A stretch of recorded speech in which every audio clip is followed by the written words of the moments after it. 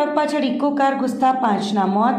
કુખ્યાત ગણાતા કુંભઘાટ પર ભયાનક રોડ અકસ્માત. એક પરિવાર કાળનો કોળિયો બની ગયો, અન્ય 2 ગંભીર રીતે ઘાયલ. કપરાડા તાલુકાના કુખ્યાત ગણાતા કુંભઘાટ પર આજે એક ભયાનક માર્ગ અકસ્માત સર્જાયો હતો. પૂરપાટ ઝડપે આવતી ટ્રક અને ઇકો કાર વચ્ચે થયેલી જોરદાર ટક્કરમાં એક જ પરિવારના 5 સભ્યોના ઘટના સ્થળે જ કરુણ મોત નીપજ્યા છે, જ્યારે 2 વ્યક્તિઓ ગંભીર રીતે ઘાયલ થતાં ચકચાર મચી ગઈ છે. વિચિત્ર અકસ્માતમાં એક પરિવારના 5 સભ્યોએ જીવ ગુમાવ્યાનું બહાર આવ્યું છે. ટ્રક અને ઇકો કાર વચ્ચે થયેલો અકસ્માત એટલો કંપારી છોડાવી દે તેવો હતો કે ટ્રકની પાછળના ભાગે ઇકો કારનો પાછળનો ભાગ એક બાજુથી દબાઈ ગયો હતો. અંદર રહેલા પરિવારના સભ્યો ચગદાઈ ગયા હતા. એક મહિલાનું માથું ટ્રકના ટાયરમાં ઘૂસી ગયું હતું. મહિલાનું શરીર ટ્રકમાં અંદર હતું, જ્યારે તેનું માથું સંપૂર્ણપણે ચગદાઈને છૂંદો થઈ ગયો હતો. મળતી માહિતી મુજબ આ અકસ્માતનો ભોગ બનનાર પરિવાર કપરાડાના આંબા જંગલ ગામનો રહેવાસી હતો. પરિવાર ઇકો કારમાં સવાર થઈને પસાર થઈ રહ્યો હતો, ત્યારે કુંભઘાટના વળાંક પર સામેથી આવતી ટ્રક સાથે કારની ધડાકાભેર ટક્કર થઈ હતી. અકસ્માત એટલો કમખ્વાર હતો કે ઇકો કારનો કચ્ચરઘાણ નીકળી ગયો હતો. અકસ્માતમાં પરિવારના 5 સભ્યોએ જીવ ગુમાવ્યો છે. ગંભીર રીતે ઘાયલ થયેલા 2 વ્યક્તિઓને તાત્કાલિક સારવાર માટે નજીકની હોસ્પિટલમાં ખસેડવામાં આવ્યા છે. અકસ્માતનો અવાજ સાંભળી આસપાસના લોકો દોડી આવ્યા હતા અને કારમાં ફસાયેલા લોકોને બહાર કાઢવાની કામગીરી હાથ ધરી હતી. આંબા જંગલ ગામના એક જ પરિવારના સામૂહિક મોતના સમાચાર મળતા સમગ્ર પંથકમાં અરેરાટી વ્યાપી ગયું છે અને ગામમાં શોકનું મોજું ફરી વળ્યું છે. પોલીસ કાફલાએ ઘટના સ્થળે પહોંચી આગળની કાયદેસરની કાર્યવાહી. પારડીના શિવનગર વિસ્તારમાં રહેતા અને કંસારવાડ શાળામાં અભ્યાસ કરતા 11 વર્ષીય યુવરાજ લક્ષ્મણ રાજભર નામનો બાળક સવારે 10 કલાકે ઘરેથી શાળામાં જવા નીકળ્યો હતો. બાદમાં મોડી સાંજે બાળક પારડી તળાવમાં ડૂબી જતાં મોત નીપજવાની ઘટના બનતા પારડી પંથકમાં અરેરાટી વ્યાપી ગઈ છે. પ્રાપ્ત વિગતો અનુસાર યુવરાજ સવારે 10 વાગ્યાના અરસામાં પોતાના ઘરેથી શાળામાં જવા નીકળ્યો હતો. ત્યારબાદ તે કોઈ કારણોસર પારડીના ઐતિહાસિક 99 એકરના તળાવના કિનારે પહોંચ્યો હતો. આ દરમિયાન તે પાણીમાં ડૂબી ગયો હતો. બાળક ડૂબ્યાની ઘટનાની જાણ ગુરુવારના રોજ સાંજે થતાં જ પારડી પોલીસ, ફાયર સહિત સ્થાનિક લોકો અને રાહદારીઓમાં તેમજ પરિવારમાં દોડધામ મચી ગઈ હતી. ઘટનાની ગંભીરતાને ધ્યાને રાખી પારડીની માંગેલા લાઈફ સેવર ટીમ તાત્કાલિક ઘટના સ્થળે પહોંચી હતી. ટીમે ભારે જહેમત બાદ પાણીમાંથી બાળકના મૃતદેહને બહાર કાઢ્યો હતો. દમણની પરિયારી પંચાયત દ્વારા બોર્ડના વિદ્યાર્થીઓને પ્રોત્સાહિત કરાયા. સરપંચ ભાવિક હળપતિએ કીટ આપી અને મોં મીઠું કરાવી પાઠવી શુભેચ્છાઓ. આગામી 26મી ફેબ્રુઆરીથી ગુજરાત માધ્યમિક અને ઉચ્ચતર માધ્યમિક શિક્ષણ બોર્ડ દ્વારા લેવાનારી ધોરણ 10 અને 12ની પરીક્ષાઓનો પ્રારંભ થઈ રહ્યો છે. ત્યારે સંઘ પ્રદેશ દમણની ગ્રામ પંચાયતો દ્વારા વિદ્યાર્થીઓનો ઉત્સાહ વધારવા માટે સરાહનીય પ્રયાસો હાથ ધરવામાં આવ્યા છે. જે અંતર્ગત દમણની પરિયારી ગ્રામ પંચાયત દ્વારા પરીક્ષાર્થીઓ માટે એક વિશેષ પ્રોત્સાહન કાર્યક્રમ યોજવામાં આવ્યો હતો, જેમાં પરિયારી વિસ્તારના ધોરણ 10માં અભ્યાસ કરતા 23 જેટલા વિદ્યાર્થીઓને પંચાયત ભવન ખાતે આમંત્રિત કરી સરપંચ ભાવિકભાઈ હળપતિ દ્વારા પ્રોત્સાહક કીટનું વિતરણ કરવામાં આવ્યું હતું. આ કીટમાં પરીક્ષા માટે જરૂરી લેખન સામગ્રી અને સાધન સામગ્રી આપવામાં આવી હતી.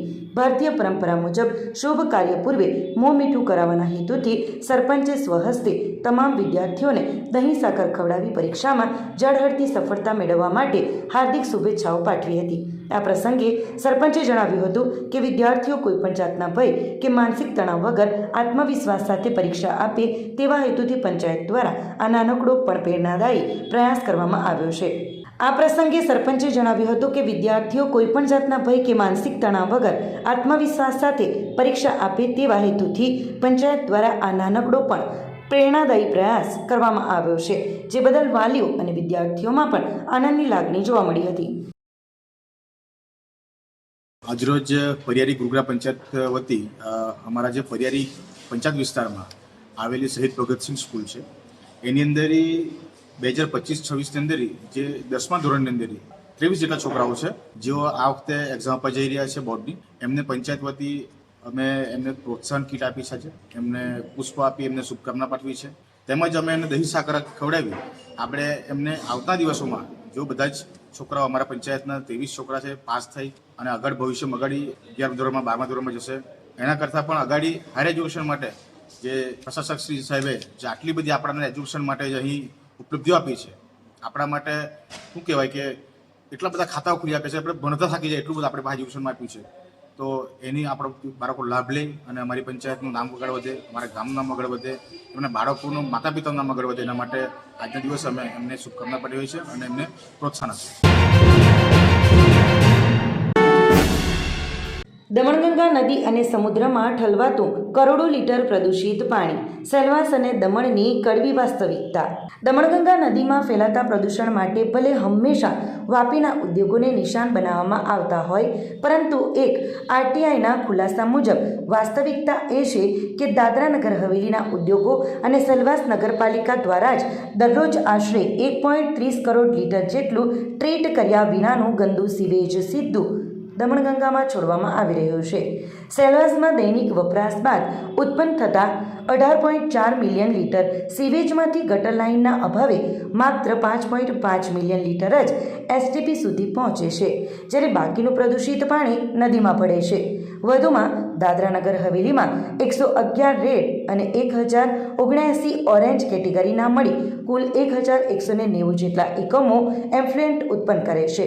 છતાં ત્યાં કોઈ કોમન એમ્ફ્લુએન્ટ ટ્રીટમેન્ટ પ્લાન્ટ ન હોવાથી સ્થાનિકોની ફરિયાદ મુજબ આ કંપનીઓ ઔપચારિકતા ખાતર પ્રક્રિયા કરી ખુલ્લી ગટરો મારફતે કેમિકલયુક્ત પાણી નદીમાં વહાવી રહી છે. આ બેદરકારીના કારણે નીરીના 2018ના રિપોર્ટ મુજબ દમણગંગાનું પાણી પીવાલાયક ન હોવા છતાં વાપી વિસ્તારના 5 લાખ લોકો તેને પીવા મજબૂર બન્યા છે. બીજી તરફ દમણ દીવના સાંસદ જળ પ્રદૂષણ મામલે માત્ર વાપીના ઉદ્યોગો પર જ દોષારોપણ કરે છે, પરંતુ ખુદ દમણ નગરપાલિકા વિસ્તારમાં રોજના 60 લાખ લીટર સીવેજ સામે માત્ર 4.21 MLD ક્ષમતાનો પ્લાન્ટ હોવાથી દરરોજ 17.90 લાખ લીટર જેટલું દૂષિત પાણી તેમજ ઉદ્યોગોનું એન્ફ્લુએન્ટ કોઈપણ પ્રક્રિયા વિના સીધું સમુદ્રમાં ઠલવાઈ રહ્યું છે, જે એક ગંભીર પર્યાવરણીય ખતરો છે. ડુંગરા હરિયા પાર્કમાં વરઘોડાના ફટાકડાથી મકાનમાં ભીષણ આગ, ઘરવખરી બળીને ખાખ. વાપી તાલુકા અંતર્ગત આવતા ડુંગરા પોલીસ મથક વિસ્તારના હરિયા પાર્કમાં ગત રાત્રે લગ્નના વરઘોડાની ઉજવણી દરમિયાન ફોડવામાં આવી રહેલા ફટાકડાના કારણે એક મકાનમાં ભીષણ આગ લાગતા રૂમમાં રહેલો ઘરવખરીનો સામાન બળીને ખાખ થઈ ગયો હતો અને સમગ્ર વિસ્તારમાં અફરાતફરી મચી ગઈ હતી. પ્રાપ્ત માહિતી અનુસાર હરિયા પાર્ક વિસ્તારમાં એક લગ્ન પ્રસંગના વરઘોડામાં જોરદાર અવાજ સાથે ઊંચાઈ સુધી જતા ફટાકડા ફોડવામાં આવી રહ્યા હતા, ત્યારે પ્રત્યક્ષદર્શીઓના જણાવ્યા મુજબ એક સળગતો ફટાકડો નજીકની ઇમારતની બારીમાંથી સીધો રૂમની અંદર ખાબકતા જ ત્યાં રહેલી જ્વલંતશીલ વસ્તુઓમાં આગ લાગી ગઈ હતી, જેણે જોતજોતામાં વિકરાળ સ્વરૂપ ધારણ કરી લીધું હતું. સ્થાનિક લોકોએ તાત્કાલિક આગ બુઝાવવાનો પ્રયાસ કરી ફાયર વિભાગ અને પોલીસને જાણ કરી હતી. જોકે ઘટના સ્થળે પહોંચેલી ફાયર બ્રિગેડની ટીમે ભારે જહેમત બાદ આગ પર કાબૂ મેળવ્યો.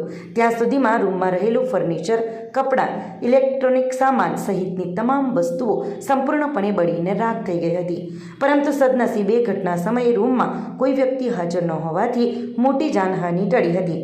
ઘટનાને પગલે ડુંગરા પોલીસે સ્થળ પર પહોંચીને પ્રાથમિક તપાસ હાથ ધરી ફટાકડા નિર્ધારિત સુરક્ષા નિયમો મુજબ ફોડવામાં આવતા હતા કે કેમ તે દિશામાં તપાસ શરૂ કરી છે.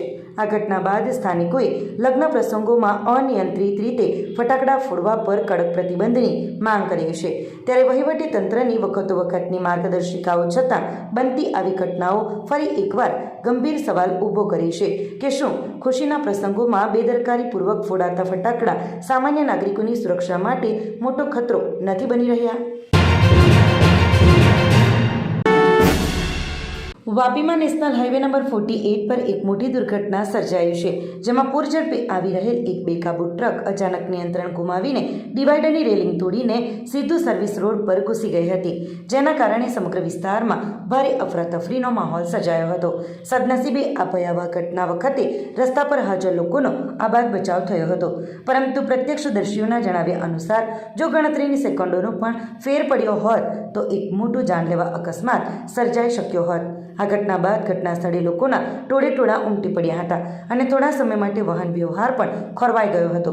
જોકે આ અકસ્માતમાં કોઈ જાનહાનિ ન થઈ હોવાની મોટી રાહત છે, પરંતુ આ ઘટનાએ હાઈવે પર વાહનોની તેજ રફતાર અને ટ્રાફિક નિયંત્રણની વ્યવસ્થા પર ફરી એકવાર ગંભીર સવાલો ઊભા કર્યા છે. ત્યારે હવે જોવું એ રહ્યું છે કે શું વહીવટીતંત્ર આ મામલે કોઈ કડક પગલાં ભરશે કે પછી કોઈ અન્ય મોટી દુર્ઘટનાની રાહ જોશે.